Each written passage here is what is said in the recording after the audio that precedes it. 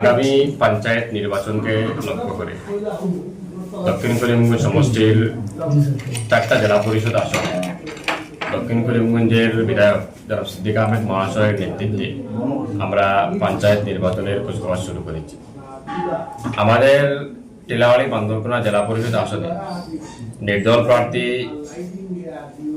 এলাকার সুপরিচিত বিশিষ্ট সমাজসেবী তথা পাতারকান্দি আঞ্চলিক পঞ্চায়েতের প্রাক্তন সভাপতি আব্দুল সত্তার সাহেবের কন্যা হাসিনা বেগমকে নির্দল প্রার্থী হিসাবে উনি নমিনেশন আজকে দাখিল করেছেন এবং সেই উপলক্ষে দক্ষিণ করিমগঞ্জের বিধায়ক মহাশয় একজন সুশিক্ষিত মেয়ে এবং এই অঞ্চলের এই এলাকার প্রাক্তন সভাপতি সাহেবের মেয়ে জনপ্রিয় হাসিনা বেগমকে ওনার সম্পূর্ণ সমর্থন দিয়েছেন।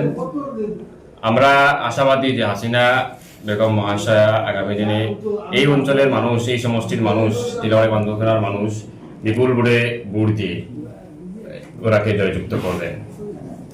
আপনারা নিশ্চয় জানেন বিগত কিছুদিন থেকে আমরা টিলাওয়াড়ি বান্দরকোনার জেলা পরিষদ আসনের কংগ্রেসের প্রার্থীর বাছাই প্রক্রিয়া আমরা বিভিন্ন সংবাদ মাধ্যমে এবং বিভিন্ন খবরের মাধ্যমে আমরা জানতে পেরেছি।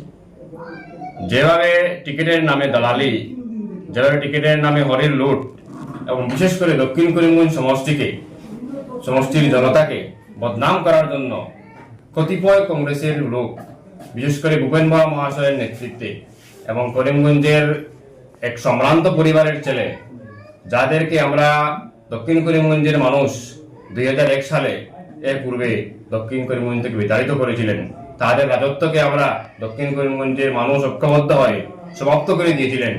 আজ তারা আবারও দক্ষিণ করিমগঞ্জের মানুষকে নিয়ে ফুটবলের মতো বল খেলা খেলছে। অত্যন্ত দুঃখের বিষয়, যারা যোগ্য মানুষ, যারা দিনে কংগ্রেস করলো, কংগ্রেসের আন্দোলন করলো, তাদেরকে কংগ্রেস কোনো প্রার্থী দেয়নি।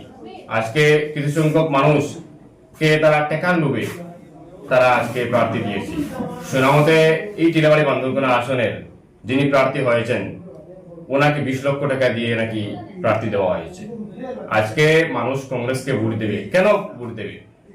এইরকম যারা রাজনীতিতে এসেছেন টাকা পয়সা দিয়ে, তাদেরকে তো মানুষ কোনো অবস্থায় ভোট দিবে না।